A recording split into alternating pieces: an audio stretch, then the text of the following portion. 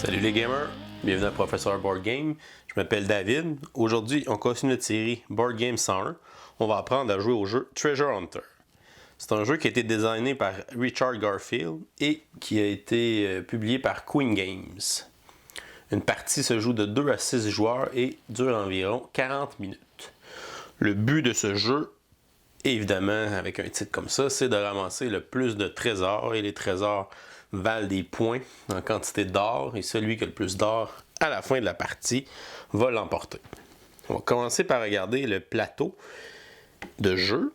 Le plateau de jeu est divisé en 3 sections. Vous avez la première section où on va aller trouver les trésors, qui sont les 3 endroits à explorer. La montagne de froid en bleu, la jungle qui est verte, et la section rouge qui est la caverne de lave. On a la deuxième section du plateau qui sont les cavernes des gobelins, qui vont essayer d'aller voler nos trésors pendant qu'on est parti à l'aventure. Et finalement, la troisième section du plateau, on a le compteur de tours. Généralement, on a un jeton de compteur de tours qui va ici, mais pour une raison que j'ignore, je l'ai perdu. Alors j'ai utilisé un autre des petits jetons qu'on donne dans le jeu. Et vous avez aussi l'ordre dans lequel va se faire le recrutement de cartes à chacun des tours, soit vers la gauche ou vers la droite. C'est un jeu qui va utiliser la mécanique de recrutement de cartes comme mécanique principale, mécanique qu'on connaît aussi le nom de draft. Et on va utiliser aussi gestion d'une main de cartes une fois qu'on va rassembler notre carte après le recrutement. On a des tuiles qui représentent des trésors qu'on doit séparer en 2 piles égales au-dessus des 2 colonnes ici. On a les cartes qu'on va recruter à chacun des tours et qu'on va jouer pour essayer de ramasser les différents trésors. Et on a les jetons qui représentent l'argent. On a des jetons de 1, 2, 3. Et on a 10 et 20 aussi en jetons pour compter notre argent qui sont les points qu'on va ramasser dans le jeu. Je vais simuler une partie à 3 joueurs. Le joueur jaune ici, le joueur rouge et le joueur vert. Chacun des joueurs va recevoir une valeur de 15 pièces d'or au début de la partie. Par la suite, on va prendre les 3 premières tuiles de trésors et on va les placer dans chacun des endroits à explorer.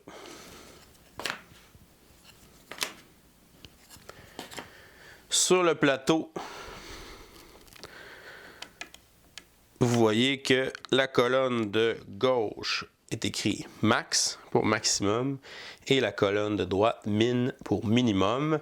Le joueur qui, dans son tour, va jouer le plus de valeurs de cartes rouges va ramasser le trésor qui est dans la colonne maximum et le joueur qui va jouer la moins haute valeur en cartes va ramasser le trésor qui est dans la colonne minimum. Les trésors sont distribués au hasard. Alors, on peut avoir un trésor qui est bon dans la colonne des minimums ou un trésor qui est mauvais dans la colonne des maximums. Alors, toutes les cartes peuvent être bonnes, même les cartes qui sont petites. Il y a plusieurs sortes de trésors.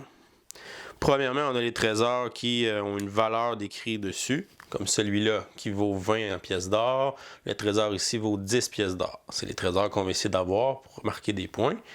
On a ensuite des trésors qui sont maudits, qui donnent des points négatifs, comme ce trésor-là ici, qui donne moins 8, et le trésor-là à moins 3, sont des trésors qui sont négatifs, qu'on ne veut pas vraiment ramasser.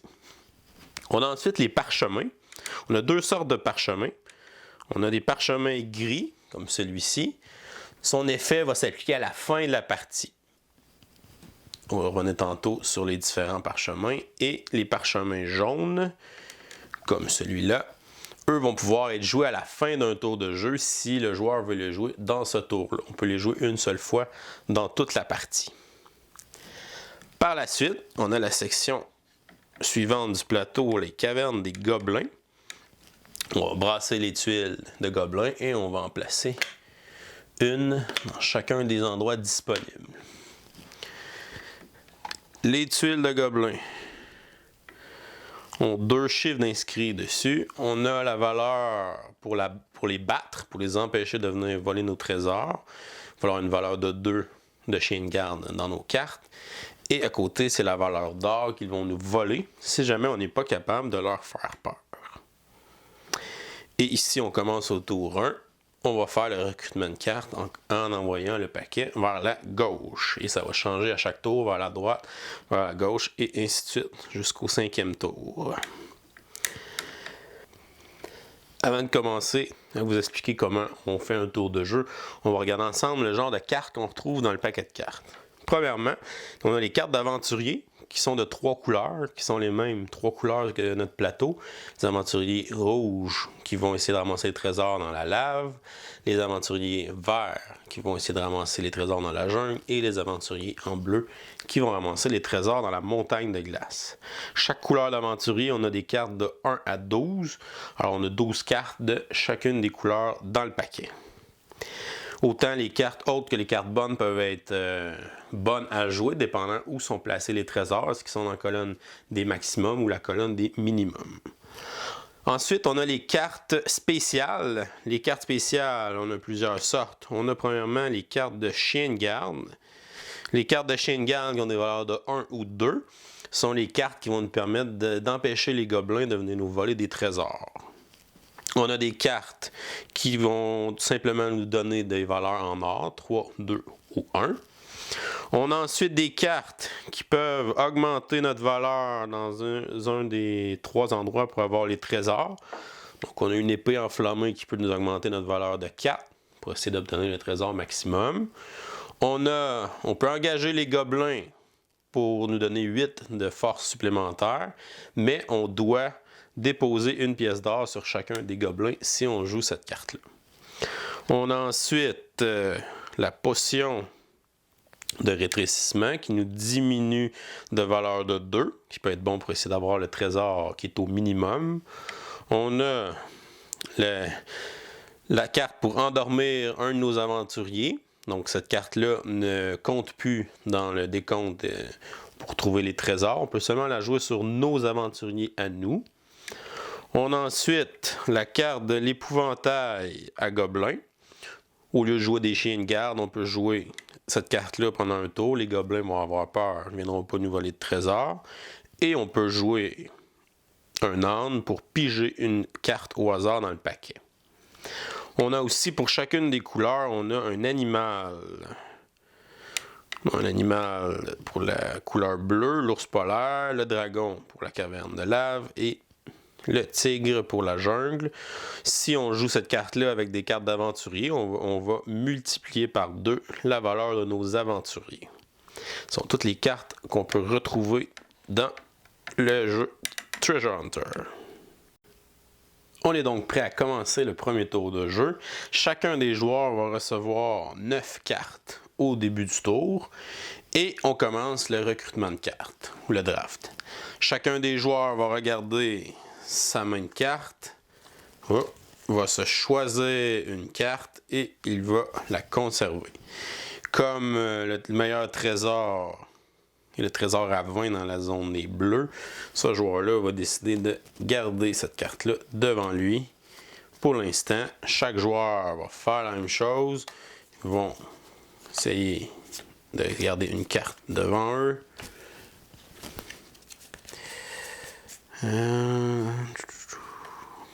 Dans cette cas-ci, la carte à 12 dans la jungle n'est pas très bonne parce qu'on a un trésor négatif qui est placé là, qu'on ne veut pas vraiment avoir.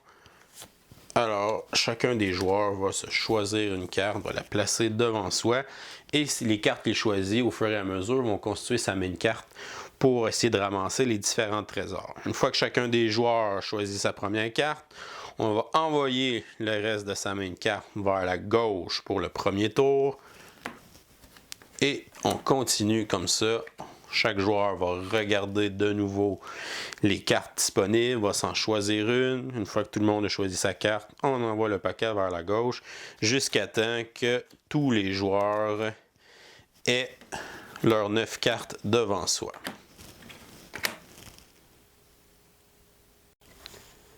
Maintenant que les joueurs ont fini le recrutement de cartes, ils ont leur main de carte de 9 cartes qui est fait devant eux.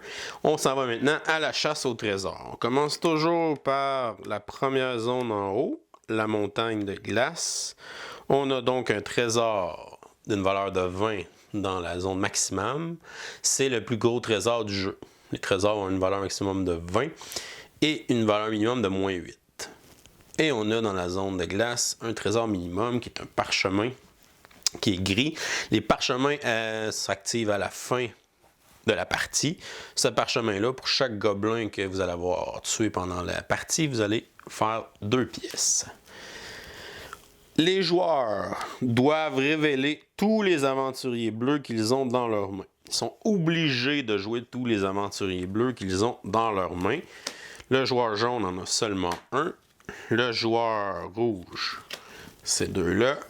Et le joueur vert a celui-là. Maintenant, une fois que les aventuriers sont révélés, le joueur vert, celui qui a le plus haut total, 11. Le joueur rouge aurait 10 et le joueur jaune aurait 7. Les joueurs peuvent maintenant jouer des cartes, soit pour augmenter ou diminuer la valeur de leurs aventuriers, pour essayer de gagner les différents trésors.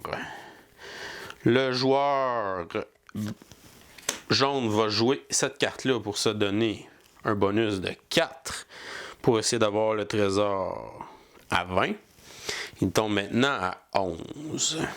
Si on a une égalité entre deux joueurs, c'est le joueur qui a joué la plus haute carte. Alors le joueur vert qui gagnerait quand même le trésor à 20. À chaque fois que quelqu'un joue une carte, les autres ont l'occasion de jouer une carte pour réagir. Alors on peut jouer des cartes tant que les autres joueurs n'ont pas terminé d'en jouer. Le joueur rouge va décider de jouer cette carte-là. L'âne lui permet de piger une carte du paquet. Il va alors la piger et la mettre dans sa main. Il pige un aventurier bleu, il doit automatiquement le jouer sur la table. Il est rendu à un total de 13, c'est alors lui qui serait le plus haut. Une fois que les joueurs ont terminé de jouer des cartes, on s'en va à la collecte des trésors. L'aventurier rouge gagnerait le trésor à 20 et l'aventurier, le minimum, les deux sont à 11, on a une égalité.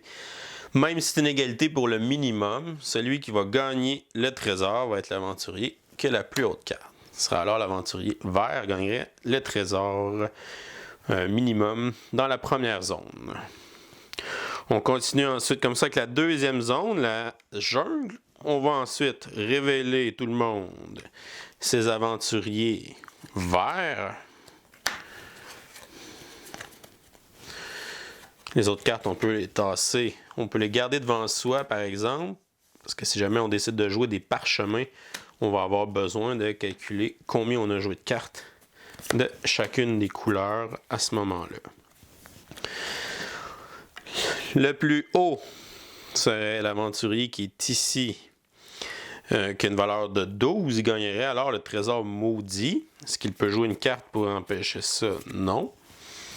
Les autres aventuriers décident de ne pas jouer de cartes. On assigne les trésors. L'aventurier jaune gagne le trésor maudit qui vaut moins 8. Et l'aventurier vert gagne le trésor minimum qui a une valeur de 10. On continue avec la troisième zone, la caverne de magma. On joue nos aventuriers rouges. Le joueur jaune a une valeur de 20. Le joueur rouge a une valeur de 8. Et le joueur vert a une valeur de 13. Les joueurs ne jouent pas de cartes pour diminuer ou augmenter. Le joueur jaune gagne donc le parchemin jaune. Le joueur vert gagne le trésor maudit qui vaut moins 3.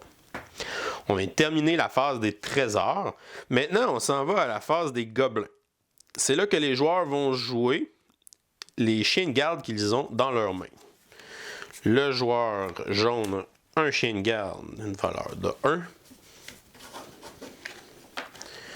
Le joueur rouge a 2 chiens de garde, une valeur de 2. Et le joueur vert a 3 chiens de garde pour une valeur totale de 5. Chacun des joueurs va comparer sa valeur de chien de garde totale avec les différents gobelins. On a 3 gobelins qui sont présents dans la caverne. Le gobelin qui est ici, il faut une valeur de 2 pour lui faire peur. Le joueur jaune a seulement une valeur de 1. Il ne fait pas peur à ce gobelin-là. Alors, ce gobelin-là va aller lui voler 3 pièces d'or. Le joueur jaune doit alors placer 3 pièces d'or sur la tuile du gobelin. Le joueur jaune compare avec le deuxième gobelin. Il a une valeur de 1, c'est assez pour lui faire peur. Pas besoin de mettre d'argent dessus. L'autre gobelin a une valeur de 3. Il doit donc mettre une valeur de 2 pièces sur ce gobelin-là. Les deux autres joueurs qui ont des valeurs de chien de 4 et 5 n'ont pas besoin de mettre d'argent sur les gobelins parce qu'ils ont assez de chiens de garde pour les effrayer. Par la suite, on va regarder quel des joueurs a joué la valeur de chien la plus haute. Dans ce tour-là, ce serait le joueur vert qui a une valeur de 5. Le joueur vert va alors prendre les 3 tuiles de gobelin et tous les points qui sont dessus. Il les gagne et il va placer les tuiles de gobelin au verso devant lui. Chaque tuile de gobelin va lui donner un point à la fin de la partie. Et en plus, comme il a gagné le parchemin gris à la fin de la partie, chaque tuile de gobelin va lui donner une valeur de 2 pièces supplémentaires. Ce qui peut être une bonne stratégie pour ce joueur-là d'essayer de ramasser les gobelins à chacun des tours. Maintenant, les joueurs ont encore quelques cartes en main, notamment les cartes de pièces d'or. C'est alors le temps de révéler les cartes de pièces d'or qu'ils ont devant eux. Et ils vont gagner automatiquement cette valeur-là en pièces. Le joueur vert va gagner une pièce et le joueur jaune va gagner 4 pièces. Si les joueurs ont encore des cartes en main qu'ils n'ont pas jouées, des cartes spéciales, elles sont défaussées, ils ne les conservent pas pour le prochain tour. Une fois que ça est terminé, ce qu'on va faire, c'est tout simplement les joueurs vont avoir le choix de jouer leur parchemin jaune avant la fin du tour. Le joueur jaune avait gagné un parchemin jaune. Ce parchemin jaune-là, il pourrait l'utiliser à la fin d'un tour. Pour toutes les cartes bleues qu'il a jouées dans ce tour-là, il gagnerait 3 pièces d'or. Il regarde ce qu'il a joué devant lui. Il a seulement joué une carte bleue. S'il décide de jouer son parchemin tout de suite, il gagnerait 3 pièces. Mais s'il attend un autre des tours, il a une chance de jouer plusieurs cartes bleues qui pourraient être payantes. Si un joueur décide d'utiliser son parchemin, on fait juste le retourner pour dire qu'il a été utilisé. On peut l'utiliser une seule fois dans la partie. Il lui reste donc 4 tours pour essayer d'utiliser son parchemin jaune pour essayer de faire le plus de points possible avec lui. Si un joueur a plusieurs parchemins jaunes, il peut en utiliser plus qu'un à la fin du même tour. Dans ce cas-ci, le joueur jaune va décider de le garder pour un tour suivant où ça pourrait être plus payant. Une fois que les joueurs ont fini de jouer les parchemins, on avance le marqueur de tour au tour suivant et on continue la partie comme ça jusqu'à temps qu'on ait joué les 5 tours. À la fin des 5 tours, les joueurs vont cumuler la valeur de leur trésor. Ils vont additionner avec la valeur de tout l'or qu'ils ont ramassé dans la partie.